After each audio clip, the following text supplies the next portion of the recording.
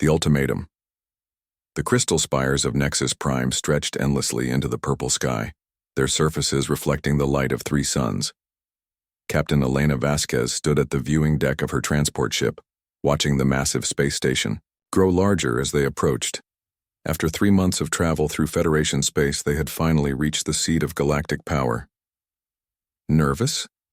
asked Dr. James Park, adjusting his formal diplomatic robes.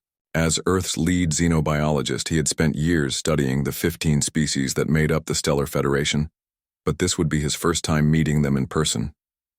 Elena shook her head, though her jaw was tight. Not nervous. Angry. She turned from the window, her dark eyes fierce. 50 years, James. 50 years of being treated like children who need permission to leave their own solar system. The transport shuddered slightly as it docked with Nexus Prime.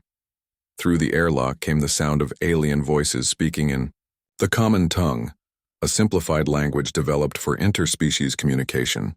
Elena straightened her blue Earth Defense Force uniform and checked her sidearm one last time, though weapons were purely ceremonial in Federation space. The docking bay was enormous, designed to accommodate ships from species ranging from the tiny Keth to the massive Gorlak. Their human transport looked pitiful beside the sleek Federation vessels, exactly as intended. Everything about Federation space was designed to remind visitors of their place in the hierarchy. "Captain Vasquez," came a melodic voice. Elena turned to see a tall, willowy creature approaching. The Altaran delegate had silvery skin that seemed to shimmer and large black eyes that showed no emotion. "I am Speaker Veltar.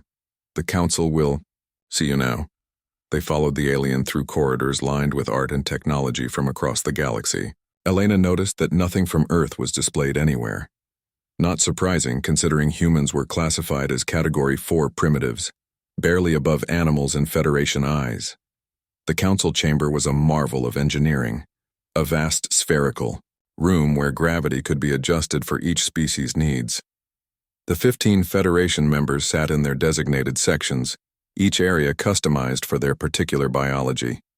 At the center was a small platform where petitioners could present their cases. "The human delegation may approach," announced Chancellor Morden, the elected leader of the Federation Council. His species, the Zentari, were known for their arrogance and their belief that bigger meant better. Standing nearly 9 feet tall, with metallic blue skin, he looked down at the humans with obvious disdain. Elena stepped onto the platform, feeling the weight of hundreds of alien eyes upon her. She had practiced this moment for months, but now that it was here, she felt the full magnitude of what they were attempting. "Honorable Council," she began, her voice carrying clearly through the chamber's acoustic system. "I am Captain Elena Vasquez, representing the United Earth Government. We come before you today to address serious violations of the Galactic Accords." A ripple of what might have been amusement passed through the chamber. Several council members exchanged looks that clearly said they found human concerns trivial. Elena activated her holographic projector. Images appeared in the air above the platform, showing destroyed research facilities, sabotaged colony ships, and technical schematics with clear signs of tampering. For the past 20 years, humanity has experienced systematic interference with our technological development, Elena continued. Every time our scientists make breakthroughs in faster-than-light travel, energy production, or advanced materials, mysterious accidents occur. Equipment fails. Key researchers disappear. Entire facilities are destroyed. The images changed to show alien technology fragments recovered from crash sites, energy signatures that matched Federation species, and communications intercepts that had been decoded by Earth's best cryptographers. "We have conclusive evidence that Federation operatives have been sabotaging human progress, keeping us trapped in our home system, while other species are free to expand and develop." Chancellor Morden's laugh was like grinding metal. "Captain Vasquez, your species has been part of the galactic community for only 50 years. In that time, you have proven yourselves to be violent, unpredictable, and dangerous. The restrictions placed on humanity are for the protection of all civilized species." "We've never attacked anyone unprovoked," Elena shot back. "Every conflict, humanity has been involved in was defensive in nature. Your own history contradicts that claim, said Counselor Zephyrin of the Aquarian Empire, her voice like flowing water. Your species spent millennia at war with itself. You developed weapons, capable of destroying your own planet. How can we trust such creatures with advanced technology? Dr. Park stepped forward. With respect, Counselor, every spacefaring species went through similar phases. The Zentari had 3 global wars before achieving interstellar flight. The Gorlak Empire was built on conquest and slavery. Even the peaceful Alterans had a century of civil war over resource distribution. The difference, interrupted Counselor Krath, whose insectoid features made his expressions unreadable, is that those species proved themselves capable of growth. Humans remain primitive in their thinking. Elena felt her anger rising but kept her voice steady. Then test us. Allow us to expand beyond the solar system. Let us prove ourselves through actions rather than being condemned for our past. Absolutely not, Chancellor Mordun declared. The current restrictions remain in place. Humanity may develop within your single system, but expansion beyond it is forbidden until you demonstrate sufficient evolution. And how exactly are we supposed to demonstrate evolution while being kept in a cage? Elena demanded. The Chancellor's expression hardened. Captain, you forget your place. This council has been generous in allowing humanity any voice at all. Push too hard, and we may decide that even current freedoms are too much. The threat hung in the air like a physical presence. Elena looked around the chamber, seeing the same dismissive expressions on every alien face. They truly believed humans were nothing more than clever animals, useful perhaps for simple labor but never to be trusted with real power. Very well, Elena said quietly. Then I present the council with humanity's final offer. The chamber fell, silent. Even the background hum of the station's system seemed to fade. The United Earth government demands the following, Elena continued, her voice growing stronger. First, immediate recognition of humanity as a full member species with all rights and privileges. Second, removal of all restrictions on human expansion and technology development. Third, reparations for the damage caused by Federation sabotage operations.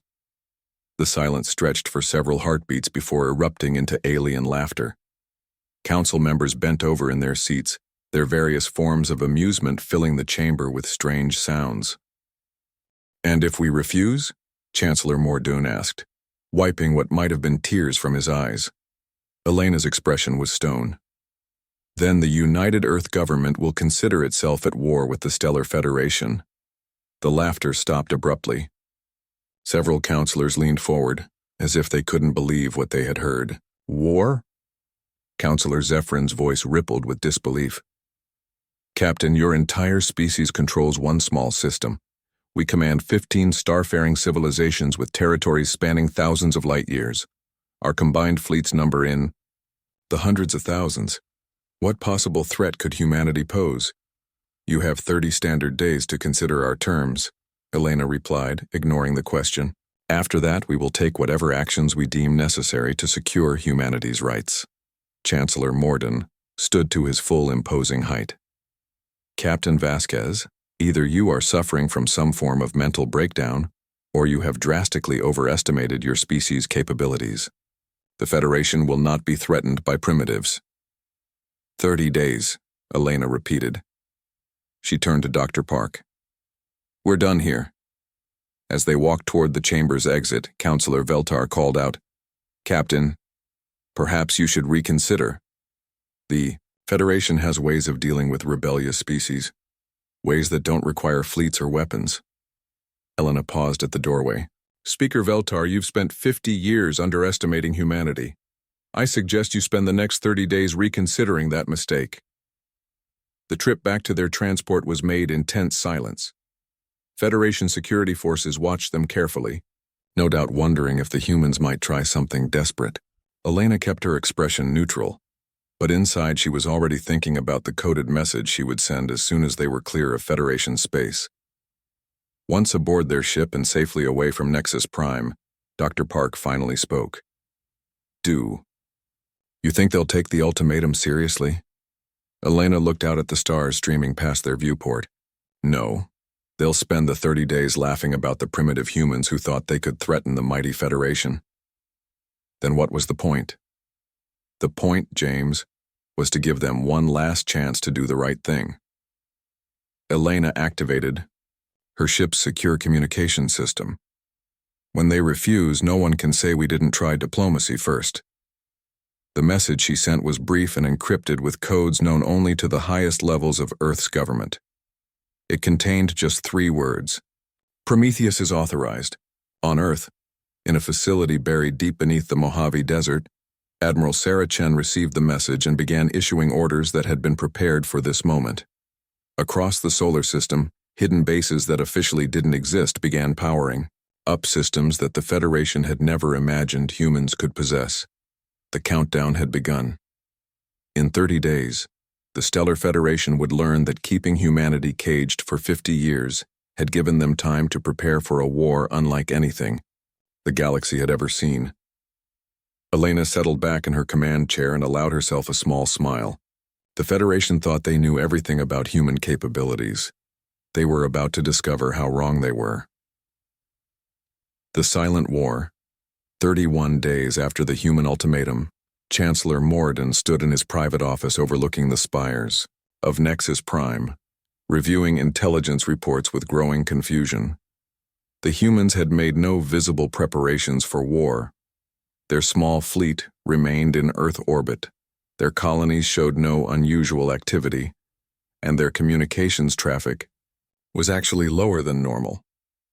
Perhaps they realized the futility of their threats, suggested his aide, a nervous Keth named Piptar. Primitive species often make bold claims when cornered, then retreat when faced with reality. Mordun nodded, but something nagged at him. In his 3 centuries of leading the Federation, he had learned to trust his instincts about potential threats. The humans' behavior felt wrong somehow, too calm for a species that had just declared war on a galactic superpower. His contemplation was interrupted by an urgent communication from Admiral Keshva of the Third Fleet. The Gorlak commander's massive form filled the holographic display, his usually composed demeanor showing signs of strain. Chancellor, we have a problem. The patrol fleet at Epsilon Sector has gone silent. Define gone silent, Morden replied. Total communications blackout. 27 ships, including 3 dreadnoughts, stopped responding 16 hours ago. We sent a reconnaissance squadron to investigate. And? They found nothing. No debris, no energy signatures, no trace that our ships were ever there. It's as if they simply vanished. Morden frowned. Entire fleets didn't just disappear. Equipment malfunction? Solar storm activity? That was our first thought, but we've had 3 more incidents in the past 8 hours. Different sectors, different patrol routes, over 100 ships, all vanished without a trace. A cold feeling settled in Mordun's stomach. Show me the locations. The holographic display shifted to show a 3-dimensional map of Federation space. Red markers indicated the missing fleets scattered across several hundred light years with no apparent pattern. Could this be connected to the human ultimatum? Piptar asked quietly. Impossible, Morden said, but his voice lacked conviction. Humans don't have the technology for interstellar warfare. Our surveillance shows their fastest ships can barely reach their own outer planets. Admiral Kesheva's expression darkened. Chancellor, there's something else.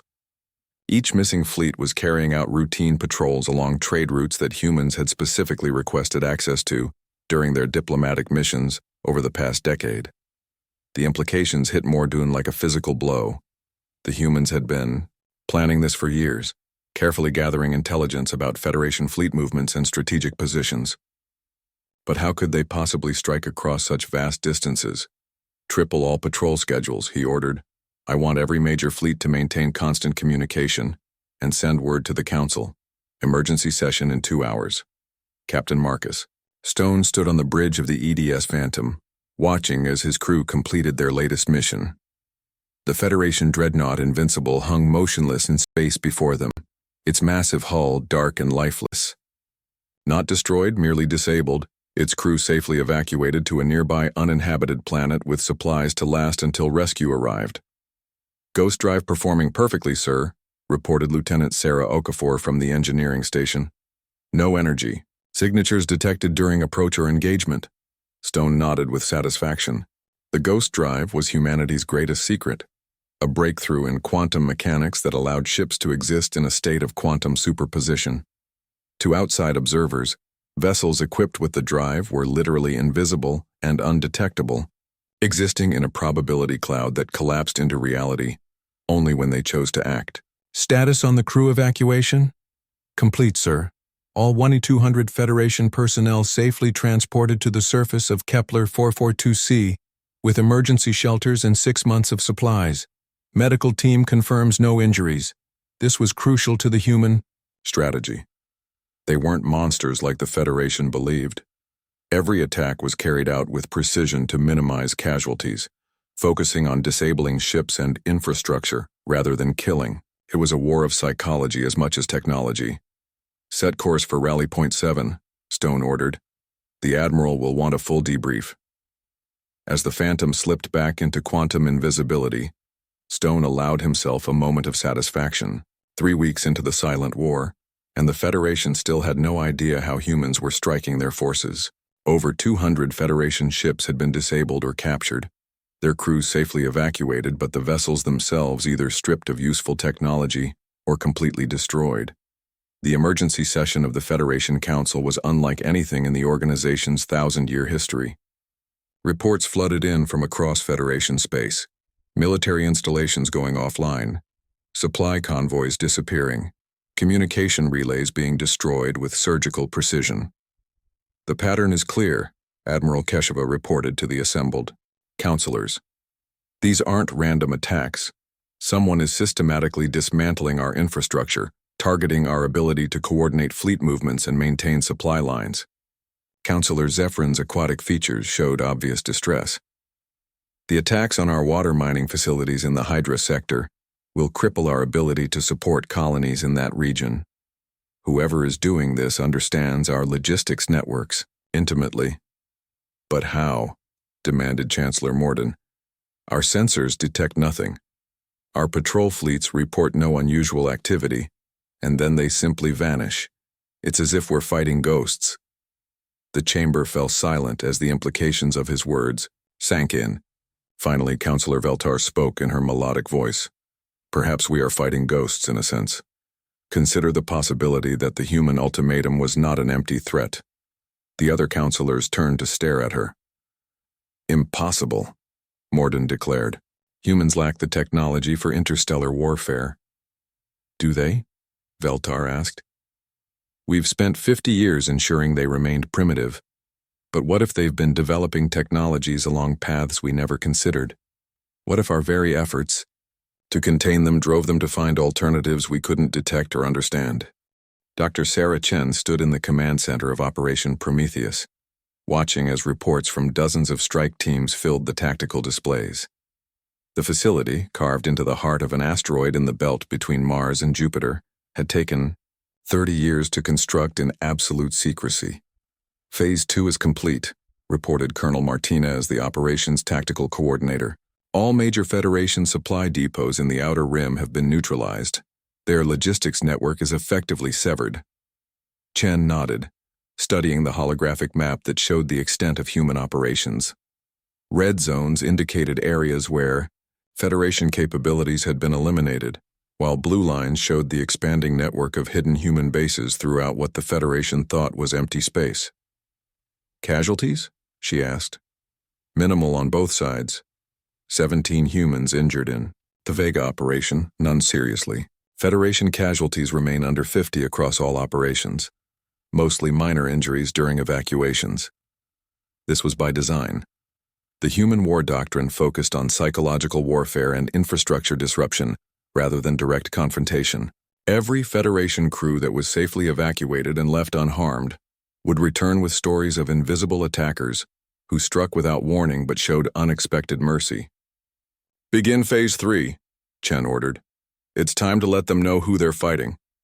The message appeared simultaneously on every major communication network throughout Federation space. No one could trace its origin or explain how it had bypassed their encryption systems. It was simple, direct, and terrifying in its implications. To the Stellar Federation Council. This is Admiral Sarah Chen of the United Earth Defense Force. For 31 days, human forces have conducted precision strikes against Federation military assets in response to your rejection of our diplomatic ultimatum. We have demonstrated our capability to operate anywhere within your territory without detection. No Federation fleet is safe. No Federation installation is beyond our reach. However, this is not a war of conquest or revenge. It is a war for recognition and equality. The terms of our original ultimatum remain unchanged. Acknowledge humanity as an equal partner in the galactic community, remove all restrictions on human expansion and development, and provide reparations for decades of sabotage. Until these terms are met, Federation military capabilities will continue to be systematically eliminated. You have 7 days to respond. Choose wisely. The message ended with a star chart showing the locations of every vanished Federation fleet. They hadn't been destroyed or lost. They were being held at a hidden human facility in the Centauri system, their crews comfortable but effectively prisoners of war. Chancellor Morden stared at the star chart with growing horror. The humans had not only been conducting military operations across thousands of light years, they had been capturing and holding Federation personnel without anyone even knowing they were missing. "How is this possible?" he whispered. Admiral Kesheva's voice was grim. "Our intelligence division has been analyzing the pattern of attacks. The technology required would be beyond anything we thought possible.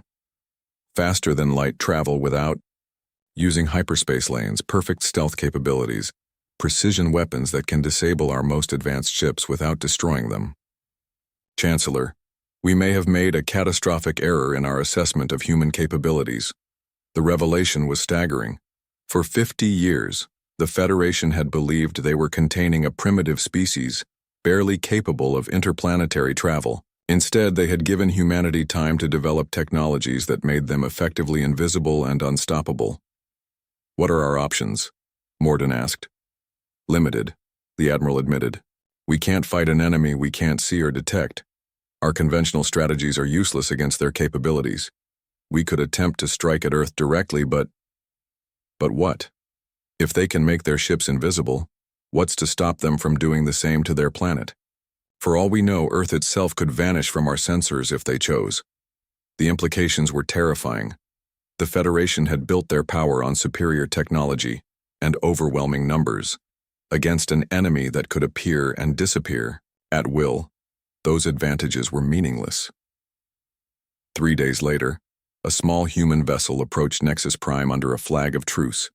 Captain Elena Vasquez, the same woman who had delivered humanity's ultimatum, requested permission to dock and address the Council. This time, there was no laughter when she entered the chamber. The assembled counselors watched her with expressions ranging from fear to grudging respect.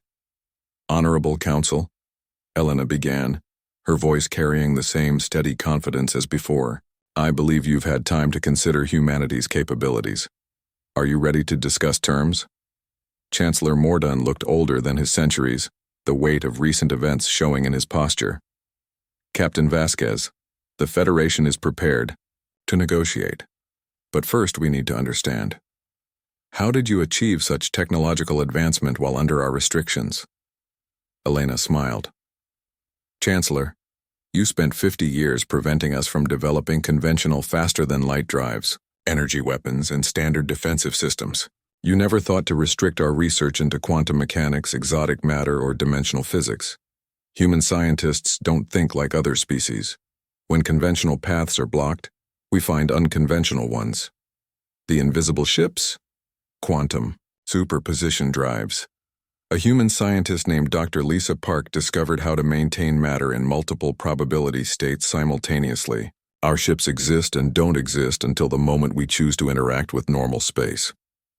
The speed of your attacks across such vast distances?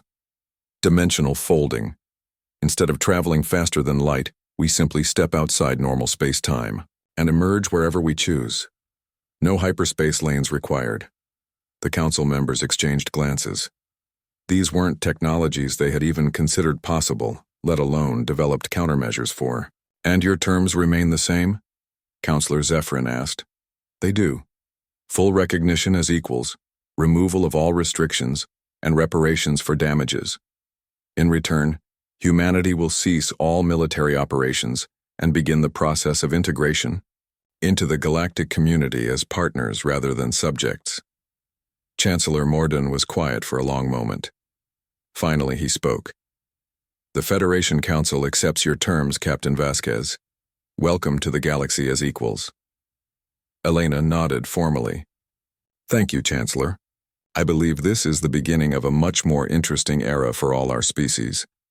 As she left the chamber, Elena reflected on the irony. The Federation's attempt to keep humanity primitive had instead forced them to become something unprecedented in galactic history. They had learned to fight a war that their enemies couldn't even see coming. The age of human expansion was about to begin, and the galaxy would never be the same.